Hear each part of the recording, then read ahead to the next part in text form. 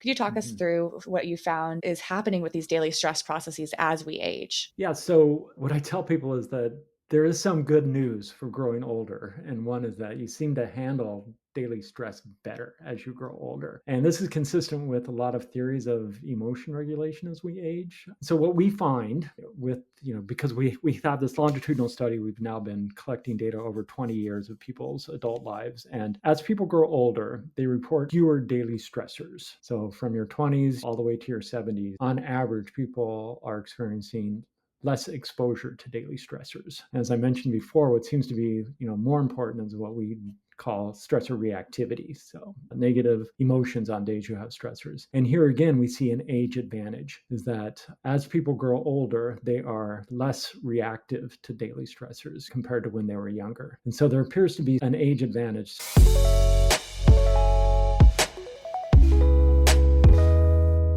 Welcome to the Stress Puzzle, where we explore the latest in stress science and consider how the science may translate to our daily lives or where we might have missing pieces for actually making that connection. I'm your host, Ryan Brown, and I'm a social health psychologist working with the Stress Measurement Network, which is a team funded by the National Institute on Aging and includes internationally recognized stress experts from UCSF, UCLA, and Yale. Today's episode is one I've been excited about sharing for a long time. I spoke with Dr. Dave Almeida about his research on daily stress processes, important nuances of daily stress, how daily stress looked different for midlife adults in the 2010s compared to those in the 1990s, and what we know about how aging affects daily stress experiences and responses. And finally, Dr. Almeida also shared the research that he's excited to see in the future, for example, getting better at this real-time stress assessment. It's especially interesting to hear him also discuss the people who report no daily stressors and the broader context around who these individuals are. He also talks about switching from being a music major to being interested in stress and human development. And all around, Dr. Almeida is just an excellent scholar and such a kind and generous mentor to so many in the field. I've greatly appreciated knowing him and learning from his research, so I hope you enjoy our conversation.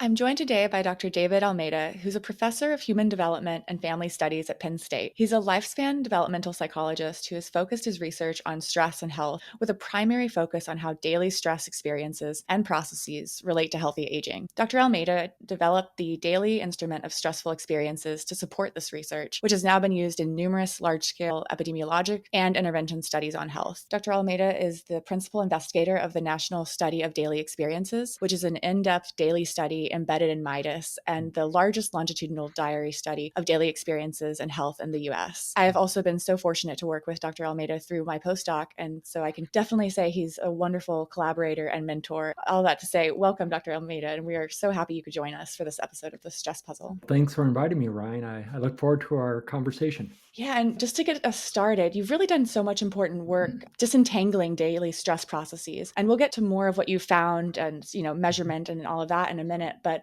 I think one really interesting finding is around the people who report having no stressors in their daily lives. Who are these people? And what do we know about any affective, cognitive, or health-related correlates to having a fully stress-free life? Well, thanks for that question to kick us off. Yeah, I'm really interested in what some people might consider these lucky people who never have stressors in their lives. So what we've found is that in our studies, around 10% of people never report having a daily stressor when we interview them. So we interview them every night for a series of, let's say, 8 nights. And every single night they say nothing stressful happened. So for many years, these people never contributed to our analyses on stress because they never had any. But I became very interested in, these people who are spending their time talking to us, but really not contributing to our papers. So we started looking at who these people are. And so I can tell you in general, they tend to be older, more likely to be men, and they are less likely to be employed in full-time work. In terms of what this means, these people generally report higher levels of positive affect and lower levels of negative affect, just as we expected. However, if you dig a bit more deeply, these people are less likely to report having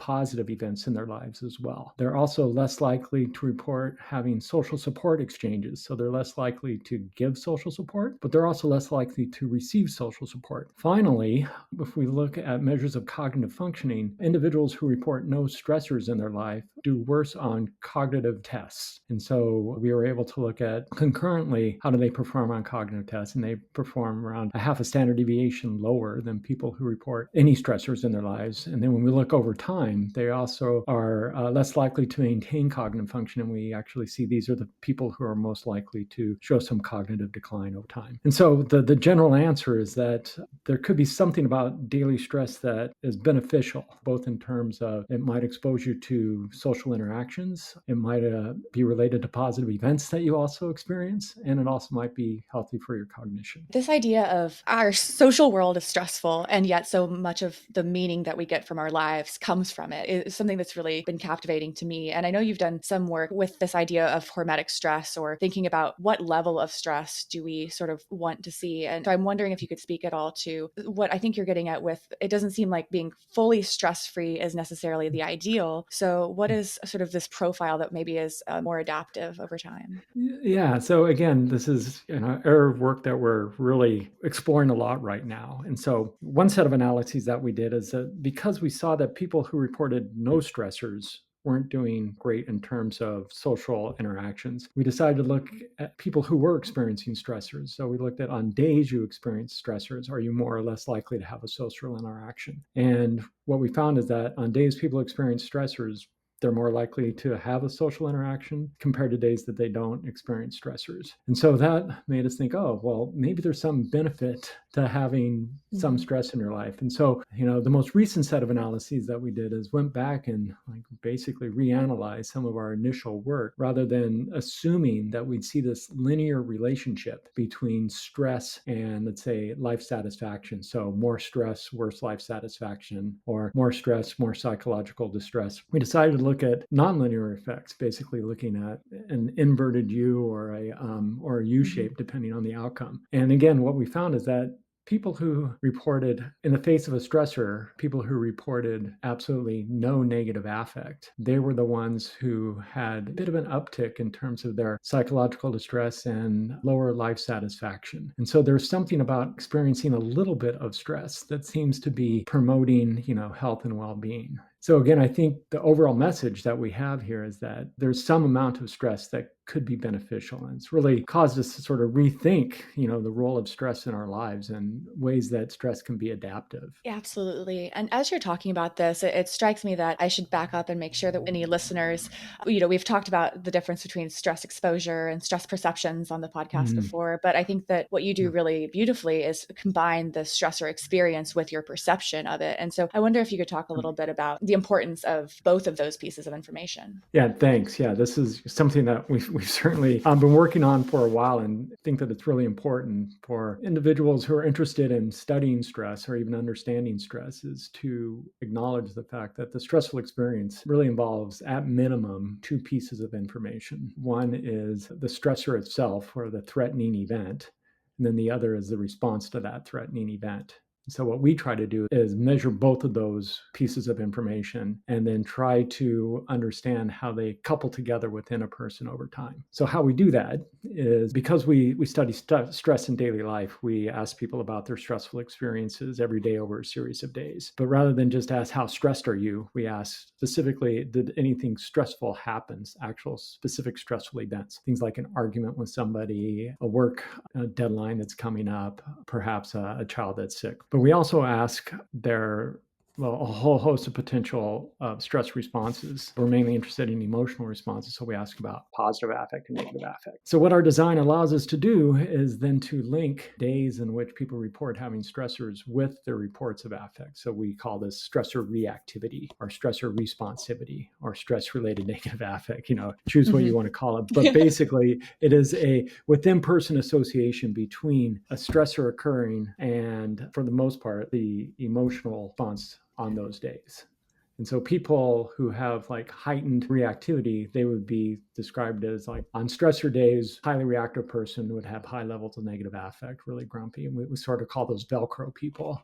So stressor happens, it sticks to them, and they're grumpy at the end of the day. Other people are more like Teflon. These are less reactive people. A stressor happens, stressors, they sort of slide off of them. And by the end of the day, they don't have high levels of negative affect. And so at its core, that's what we're really interested in, is the relationship between a stressor and an emotion that people are experiencing through the day. And that's absolutely my favorite part of all of the work that you do, is going beyond these between person associations of, someone more stressed generally has greater health risk in all of these ways, but going really to the within person differences. So instead of thinking stress between people, thinking of one person has a more stressful day, they react more strongly to that stressor, and then how does that affect sleep, or the sort of cascade of emotions after. Anyway, it's just such a rich form of data. So I think it's great for trainees or early career researchers to be thinking about when you're doing daily diaries, like the sort of gold standard of getting at these ideas. Oh, well, thank you. And it's certainly something that has been fruitful for us to like decompose the stress experience to the stressors that people have or emotions that are related to the stressors. And what we find over and over again, it seems like the emotions related to the stressors seem to be more predictive of health and well-being. And so if that's helpful, not only for researchers, but also for people in their day-to-day life, then I think we've made at least a small contribution. Absolutely. And I appreciate that you gave that percentage of about 10% are the folks in these studies who are reporting no stressors throughout that study period. So Mhm. clearly, most of us are experiencing stressors. And it Mhm. strikes me too how much the sort of assessment conceptualizations and neurological and statistical flexibility has really changed since you've started doing this work. I wonder if you could just Mhm. speak to any sort of overview of what you've gotten from this, and also how I'm assuming it's been difficult to transition through all of the iterations of how you can do this kind of work.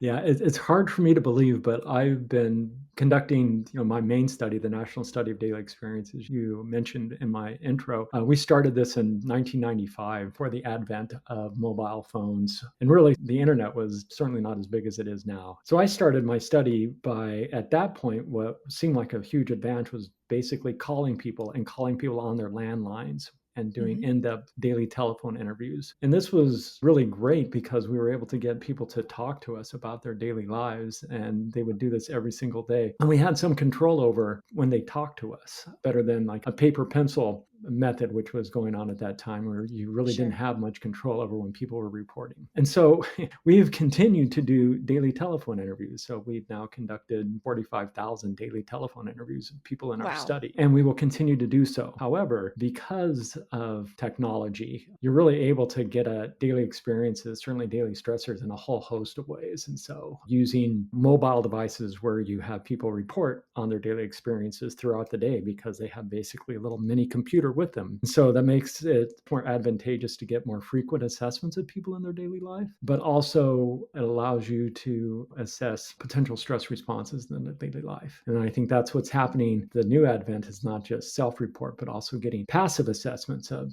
Right.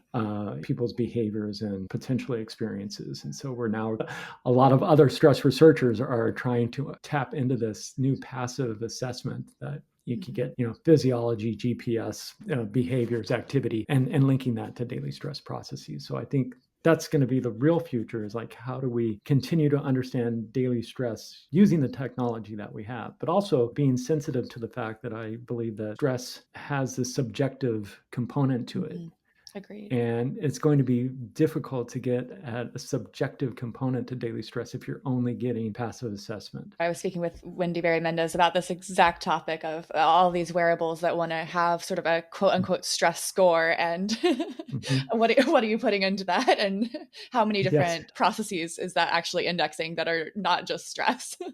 Yes, exactly. Yes. So, like, my entree into this whole world was, we collect saliva from people throughout the day. And I was so excited when we started collecting saliva because we're going to be able to assess stress hormones, things like cortisol and salivary alpha amylase. And I thought, oh, finally, I'm going to have an objective indicator of stress. What I really didn't realize is that no, I have an indicator of energy mobilization, and Mhm. that could be due to a whole host of things. One of them being stress, the other being coffee that I just drank. So I think those people interested in using these passive assessment and physiological assessment is to be aware of the amount of potential measurement error that goes into those Mhm. assessments as well. And even linking to biomarkers, there's been so much interest in trying to have the depression biomarker or whatever it Mhm. is. And we just keep coming back time and time again again to it. We are much more complex humans Yeah. than any single biomarker will sort of capture.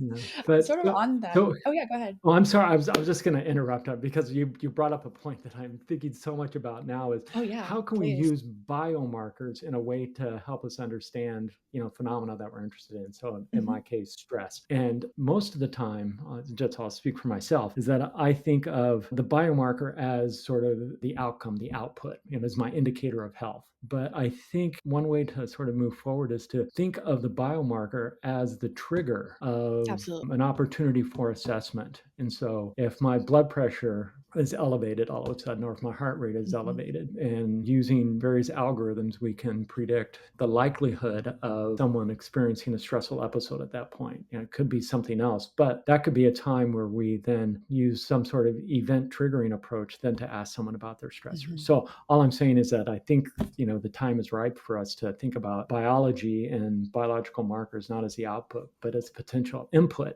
into asking someone whether or not they're experiencing stress. It's such an exciting time for the idea of just-in-time interventions and being able to Mm-hmm. monitor both affect and physiology to best help people. Yeah, absolutely. Mm-hmm. It makes me wonder too, just if there are any measurement issues that are really on your radar right now around stress or social experiences, especially in daily life, of course, that you think we should be really thinking about as a field. Measurement issues. Oh, there's always measurement issues. So here's my main measurement issue Hmm. is how can we better capture the stressor response? And in my own work, I promoted this idea of stressor reactivity, and that implies that it's a response to a specific stressor, but really it's not. It's a thin-person association. I think a stressor response involves both the reactivity portion of that response, but then the degree of recovery. And I think how people recover from a stressful event or a daily stressor, in my instance, is going to be much more important in terms of someone's health and well-being than the initial reactivity. And so, but that's really tricky to get. And so that's what we've been Absolutely. working Yeah, on that was for my next many, question many is years. sort of how you think about even Okay. measuring the recovery side in daily life. Yeah. Yeah. Yeah, recovery. So it all starts with baseline. So we need to figure out what's the best way to establish someone's baseline or understand someone's baseline on some given stress response indicator. And these indicators could be emotion, they could be behavior, they also could be physiological. But establishing the baseline is a little bit tricky. Is it your level of that indicator on a non-stressful episode? Is it your average level over a long period of time? Is it some combination of both? Then you take that and then you have to figure Mhm. out, okay, well, how do we measure reactivity? Like how soon from the event do we see this uptick in whatever the indicator is? Now we get to recovery, which makes it even more complicated. Mhm. Recovery could be how high is the response after a given amount of time? Is it still elevated over time? Or it could be how much time does it take to get back to the baseline that we've established? Or it could be some combination of both. And so it's an exciting time to think about these things. I think people like myself who do field work and trying to understand daily stress as it naturally occurs in our life, we can learn a lot from how people have tried to understand these temporal processes in the lab, but applying them to everyday life is very challenging, but exciting. It's a really exciting time. And yeah, just like you're saying, with every sort of indicator, if it's affective or looking at some more biological, physiological mechanism, each one of those are going to have a different time scale for the Yeah. responsivity and Yes. recovery. And so Yes. mapping those out are going to be difficult. And I Yeah. just want to point folks to one resource that the Stress Measurement Network has really focused a lot of energy on is our stress measurement toolbox. So we have a Mm-hmm. good system online if folks are interested in that, where we talk through sort of the timeline of responses for various physiological markers that people might look at. So that can be a good starting point if you're trying to think through a study Yeah. and what markers you would be able to add in based on your budget and things like that. Yeah. If I can just echo that, I would say anyone starting off doing stress research or even, old timers like myself, I highly recommend bookmarking the Stress Measurement Network website. It is a one-stop shop for almost everything that you need to consider if you're doing research on stress. So I applaud all the effort that's gone through there, and it's extremely useful. It's a great resource. Yeah, it's so helpful. I really love the stress typology as well for a lot of the same reasons that we're talking about here. We use Mm-hmm. the word stress to mean experiences, perceptions, all of these things. So having that, Mm-hmm. we use the stress typology to kind of have that more common language to be discussing all of these issues. So anyway, thanks, Dr. Almeida, for that plug. I wanted to go through a couple of what I find to be the most unique findings of yours. Specifically, you've been able to compare daily stress processes in the 2010s compared to the 1990s. I'd love to Mhm. hear you talk a little bit more about what you found when looking at those different decades. Yeah, so this is a paper we published like right before the pandemic, right? And so everything that I say So you're now, like, I everything think is going to change. yeah, but I think it's just basically like times everything by two. That's my Sure. prediction. So we studied national sample of adults between the ages of like 20, like 25. I hope I get this right, like 25 and 74 in 1995, and then we recruited a completely independent sample again around 2010. And so we were able to compare same age adults, but at different time periods. 1995 was a time of relative economic prosperity versus 2010, we were coming out of the Great Recession. And so the idea was, well, what does daily stress look like during, economic uncertainty? That was sort of the driving Mm-hmm. hypothesis. And we went in thinking like, well, who's going to be most affected by economic uncertainty? The younger adults who are looking for their new jobs, establishing themselves in their careers, having to pay new housing prices, and then older adults who are relying on retirement savings. And like the wonderful thing about doing science is that you get surprised and you have to revise. What we found is that people most likely to be affected, who are the most stressed, the 2010s, were the midlife adults. So on average, they had 19% more stressor days compared to the same age counterparts in 1995. They had their psychological distress was 50% higher compared to their earlier counterparts. And we found that this was primarily due to them feeling risk over their finances as well as their risk over their future plans. And so it seems like daily life was getting more stressful for people at midlife in particular. I'm really curious to see what happens now because we're collecting data again right now, and we're going to see whether this Oh, trend awesome. continues or we're going to see if across the entire lifespan we see increases in daily stress. It's just such fascinating work, especially that you're able to capture that sort of midlife effect. And I'm, Mhm. loosely assuming part of that is related to caregiving and the sort of sandwich generation idea. Is Yes, I that mean part of your that perception?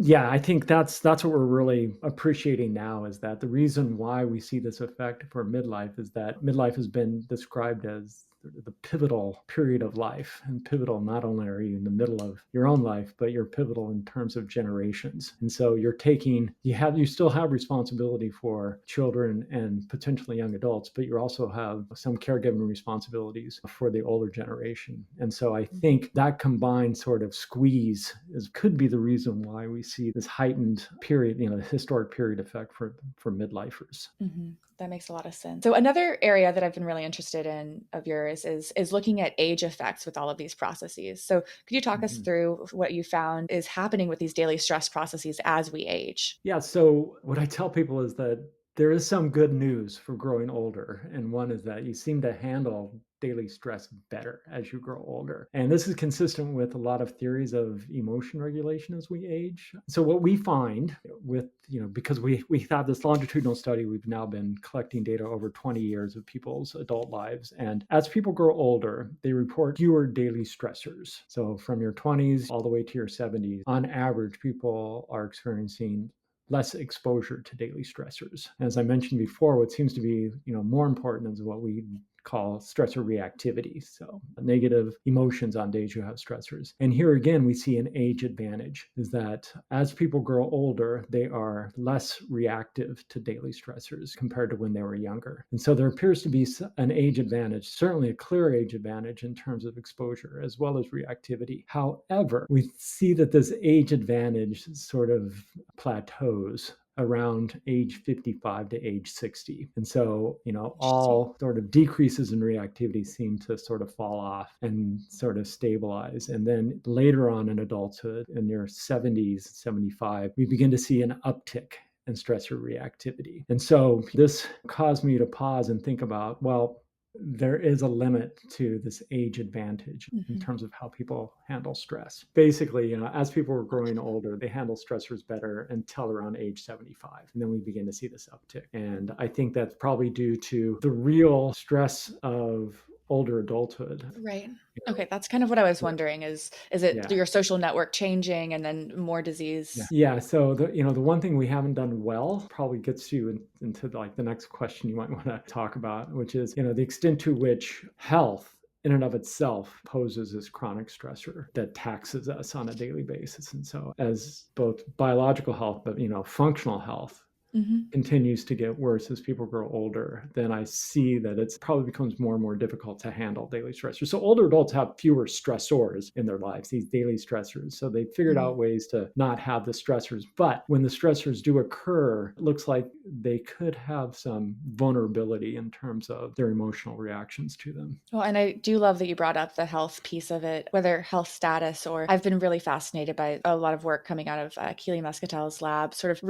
rethinking the classic inflammation and social behavior framing Yeah. from a sickness behavior, social withdrawal framework, Mm-hmm. and kind of thinking more about do we feel more drive to move closer to our close loved ones in that more inflammatory state? And Yeah. I've seen you thinking about similar questions. And I'm Yeah. curious your thoughts to begin with. And then I'm also curious your thoughts on how we might actually be able to move to doing something like these lab based flu vaccine or LPS studies. How can we sort of disentangle the inflammation, social behavior in daily life question? Is that even feasible? Would love your Mm-hmm. thoughts.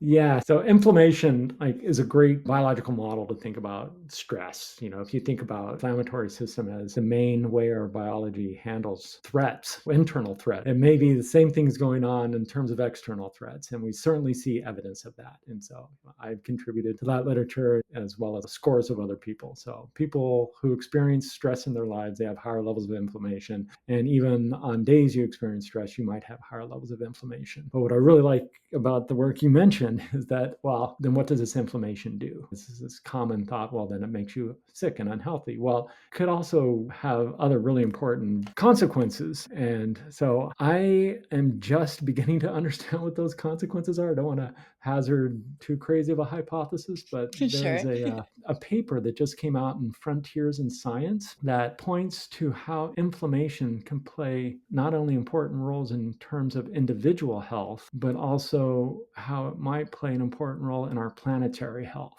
which I find fascinating. Mm. So, it's the idea that if inflammation is changing neural processes in our brain, how is that associated with how we interact with the world? And how is that interaction going to be associated with the health of the world? And so I think that is a really like provocative new direction for this type of work, but one that I'm excited about seeing where it goes. Yeah, it's such a big picture question, but I think it gets to the heart of a lot of the issues that we have right now of Mhm. being so close to, pardon my use of this phrase, but like putting the puzzle pieces together, but feeling like we are still missing something in the sort of inflammation, physical environment of the body to how that is really translating to our experience of our social world and how we then Yeah. interact in response. Yeah, Yeah. I love it. And in fact, so I think our ability to collect information from people is like changing every single day. And if there's a way that we can begin to assess inflammatory markers in real time, then I think we are in a better position than to see not just inflammation in these inflammatory markers as outputs, but actual inputs into the system. And I'm hoping wonderful, energetic, smart new generation of scientists like yourself, Ryan, are going to be able to sort of take up that mantle. But I certainly see that's an extremely important direction that we're going toward. I think we finally, at least in my field, have moved beyond looking at static differences between people to Mhm. looking at how stress is dynamic and is changing within a person. Now the challenge is, okay, how do we measure that dynamism? And then how do we apply that? And I think one way to acknowledge that dynamism is not just think about stress to biology to health, think, looking at health to biology to perceptions of stress, and then how does that affect not just individuals, but other individuals as well. Mhm. It makes me actually think this is a little bit of an unrelated research topic, but it makes me think of Mary Frances O'Connor's thoughts around grief and how we often say that we're studying grieving, but we're measuring grief at one time point or something like that, right? We're not really getting the Yeah. dynamic process of grieving. We're getting grief at a couple of times throughout a year at best. So, kind Yeah, of I getting think, yeah, towards a better understanding of these dynamic processes overall yeah, is really exciting. yeah, yeah, that's a great example. So, turning now, I'd love to know what any remaining sort of big questions are on your mind with respect to stress science. And I say this from the frame of it feels like we haven't had as many new theories coming out in stress science. And we're at a point where we have a lot of information, but we haven't necessarily done the translation to it affecting people's lives. And so it just makes me wonder, do we need more research? Do we need more intervention work or more of the translation to policy? Sort of where are we at in your mind? And especially on the daily processes side, what questions are still sort of hanging in your head? So many questions still. I would say one big question that I have, and it's not really a theory question, it's probably a measurement issue. I think that's sort of where my head always lands. We love measurement And issues here. yeah, so yeah, exactly. And so the measurement issue that I have is that stress is a very sort of complex phenomenon. And as I mentioned at the start, I said stress is at least two things, the Mhm. stressor and then the response, but stress is multiple things. And so in our model, we talk about the content of the stressor, the appraisal of the stressor, both in terms of the severity, but also areas at risk. We talk about like social aspect, who's involved. And then we talk about responses, and those responses could be emotional, behavioral, biological, but they also have different time courses. So there could be high reactivity, there could be lack of recovery, what we call residue. So there are all these components, right, to the stress process, but we always simplify way too much. And so I think the challenge that I see in the future is how do we better incorporate all of these facets of the daily stress process and to phenotype stress in a much truer, more complex way. So, what we've been calling these computational phenotypes of daily stress. And I think, advent of machine learning, I think hopefully will be helpful to try to come up with maybe some archetypal daily stress experiences that are beyond just did a stressor happen and how grumpy were you, to like various types of stresses that seem to be the things that are really unhealthy. And if you start with sort of that phenotype, then I think broadening it out a bit to also acknowledge and understand that daily stress occurs in other contexts as well, social contexts, physical contexts, and sort of incorporating multiple extremes of information into trying to understand daily stress. So again, it's very complicated, but I think we have the technology, we have the methodology now. We just need to try to figure out ways to use it in a way where it's going to be useful. It really makes me think about how it's complicated, it's exciting. And for folks, again, who are newer to thinking about these ideas and getting really excited, it's also always nice to take a step back and really interrogate any measure of, Mm. is this measuring what we think it's measuring? Even if people have been saying for 20 years it's measuring what we think we're measuring, has the Right. context changed? Has the form we're delivering it in changed? And Yeah. especially once we start adding on machine learning and all of these more Yeah. complicated technologies to really build out that team science environment. So you don't have to be the expert in everything, right? But you have collaborators Yeah. who have that expertise. And I think that's such a wonderful model. And our science necessitates it, but I'm so glad we're moving Mm. more towards team science as the norm. Yeah, absolutely. So I'm wondering also what areas of research you would advise any current trainees to go towards, areas that you Mm. might think are really fruitful in the future. You've already spoken towards a few of them, or any areas that you see people maybe falling into that you would say, hey, avoid that. Maybe there are papers that say avoid that, but maybe there are file drawer effects, that sort of a thing. I know that that was something I experienced in grad school of being like, oh, ego Yeah. depletion, that sounds interesting. And then my advisor being like, no, you don't want to touch that. Yeah, So I'm right, curious if you have any exactly. ideas on that. I'm hesitant on the file drawer effect because just when I think there's no way that it's going to work out, then some clever, hardworking junior scientist shows me that I was wrong. And so I used to think daily loneliness, that's not going to ever work just because the nature of how we measure loneliness. And then Karina Van Bogart, a wonderful graduate student here at Penn State, convinced me like, no, actually, there are ways to get around measurement issues. I'm not going to say ever put anything in the file drawer, but here are the things that excite me that I think that have really helped me. So one is try to develop your own expertise in a given area. And so it could be like my area is the assessment of psychosocial stress on a daily basis. And what has really aided my research program is going out and partnering with people who don't have that expertise but have something that you want to attach to it. And so, for example, I work now with physiologists who are doing, what I would consider pretty deep physiology in the laboratory. And what we are doing is incorporating psychosocial daily experiences with what's going on in the laboratory.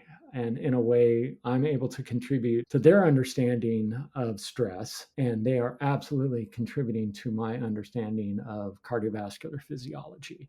And it's those opportunities of collaborating with people outside of your area, outside of your discipline, that I've found to be the most fruitful and most rewarding. It's just a blast, but it's also a bit scary. And it's scary in the way that you're not an expert in this area. You feel completely novice in a new area, but the ability to learn new things and to find people who are patient with your questions really is a gift. So I would highly recommend any junior person figuring out ways to collaborate with people outside of your discipline. That's awesome. I fully support that idea. And especially what you're saying of it's so much of our work is interdisciplinary now. And so getting, especially if you're a trainee, getting that experience of being vulnerable and not knowing how to say everything perfectly, but knowing how to convey the ideas, and everyone's speaking in a different language based on how they've been trained. And that can also Yeah. be really valuable in understanding how different fields are conceptualizing things like stress, right? And I think that that is where a Yes. lot of the most fascinating conversations come up, is because people have long, hard views that have been Yeah. drilled in from their training, right? And you get people Yeah. with different training in a room, and you're like, oh, this is not the exact same. That's right, exactly. But I think that's where creativity and innovation happen, when Absolutely. people are courageous enough to ask stupid questions and then Absolutely. figure out how to communicate and then hopefully bring things forward. That practice of asking the stupid questions and also finding people who reinforce that that's okay and part of the Yeah. process, finding those Yep. kinds of mentors is huge. Yes, I agree. I'm also wondering if you had any non-traditional or just notable experiences in your path to becoming a professor that you might want to share with us and anyone out there listening. Non-traditional. Well, so I'm not sure if this answers the question, but I started my college career as a music major with the expressed desire and dream to become a rock and roll musician. And Amazing. it's only when I realized that that wasn't going to happen. Well, during that time, I also worked at a childcare setting. And so I became very interested in, like, these kids are really interesting. I wonder why they do the things they do. And so it was only because I was Cool. working in this childcare center that I got an interest in sort of human development. And then that spurred me on. During this time, I happened to have a statistics class with Susan Cochran, and that completely changed my life. So it was the first time in my life where I realized that math and numbers could actually answer really interesting and important questions that I had. And so I went from a wannabe rock star to a graduate student. And Rock and roll to five, statistics. That's brutal. that's right. That's right, exactly. So, but yeah, and also, like, I wasn't the type of student that always loved learning and loved statistics. But when I discovered an area that I was really interested in, then that just captured me. And so I never looked back. And are you still musical these days? A little bit. So I played in a alternative country band here in State College for several Oh, years, cool. and then parenting made me sort of calm that down. And then only recently I've started playing music again with my dean. And so I am on a video introducing the dean when he's playing music. So I'm the drummer in that video. So I love that's it. what All I'm of your doing these career has days. prepared you for the Eh, intersection eh, of of these Exactly. To, things. to Yeah. please my dean. He needed a drummer. I was there. And so I did That's it. so So funny. yeah. That's great.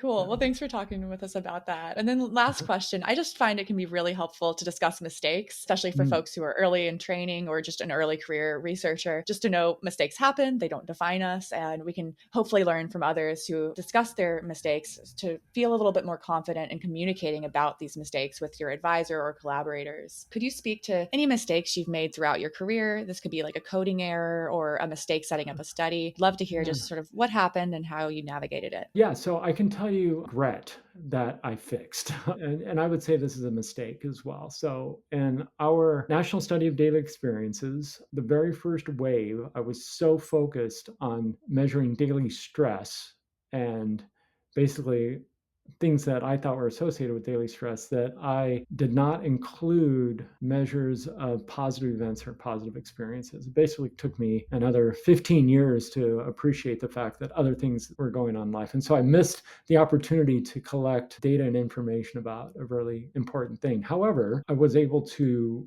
include those now, and I basically it's never too late to add information. Some of the very first studies that I did, or very first analyses that I did using daily events and daily stressors, was looking at socioeconomic status differences in daily stressful experiences. And when I did the analyses, came out a positive association between education and exposure to daily stress. So people who had more education reported more daily stressors in their lives compared to people with less education. And I remember thinking, that can't be right. I must have recoded something wrong. And so when I made the table, I just assumed that it wasn't coded correctly. And when I submitted the paper, I realized that no, it was coded correctly. And so I asked the editor if I could get the paper back, that I had found a problem with the table itself and I needed to reinterpret it. And that it was embarrassing because I had written the discussion based on the fact that, of Sure. course, that Yeah. and so then it's become this really interesting, intriguing, and potentially provocative finding that's been replicated many times, that people who have higher levels of education report more frequent stressors in their lives than people with lower levels of education. And that's made me sort of rethink about, well, do I have a good measure of daily stressors then? Maybe I'm not asking the right stressors if that's the outcome. Or it could be that people with higher levels of education maybe do have more stressors in their lives, but they're of a different type than compared to people with lower levels of education. And so just that mistake itself was counterintuitive, but now has led me to think differently. So it's this counterintuitive finding that was initially submitted as a mistake that has changed the way I think about my instrument of daily stressors, as well That's as great. maybe my interpretation. That's perfect. I really appreciate both of those examples. So, mistake can catapult your career 10 years Yeah, later. You go down a yeah, new route that is something people are yeah, very interested in. And you yeah. can also, when you find a mistake in something you've submitted, you're transparent about it and say what's going on here. And now it's a whole other sort of area to explore. So many good opportunities can come from these mistakes. One last coda to that story is that finding of positive association really made me think more deeply about stressor reactivity. And then stressor reactivity, we found what we would expect, that higher levels of education lower reactivity to stressors. And that's what appeared to be really important. And so that's really where we started sort of championing the idea of reactivity, was based on that initially weird finding that forced Oh, us to think a little fascinating. bit differently. Yeah. Yeah, go beyond the actual experience itself. I Yeah. also Yeah. think that what you're mentioning of how well are stress instruments capturing stressors for different folks, whether that's Mhm. lower SES or different race Yeah. ethnicities, is really important in adapting Yeah. and thinking about stress research, especially as we Yeah. go more cross-cultural. Again, just taking that step back and Mhm. saying, are we really capturing what we think we're Yeah. capturing? And I think it's nice kind of at every stage for people to do that, because if we don't and we just keep feed forwarding these measures, then we have more potential for issues to pop up. So Yeah. Here, here. I agree completely. wonderful. Well, thank you so much, Dr. Almeida. Thanks for joining us today. And this has been a great, great overview of daily stress research and all of the exciting directions for folks moving forward. All right. Well, thank you, Ryan, and good luck with the pod. Thanks for tuning in to this episode of The Stress Puzzle. We'd love to hear your thoughts and feedback on any issues we've covered today. You can email us at stresspuzzlepod@gmail.com. And you can also send requests for topics or guests for future episodes. The best way you can support the show is by leaving 5-star reviews wherever you listen to our podcast and sharing with your friends or your collaborators. And until next time, we're wishing you good stress and opportunities for rest.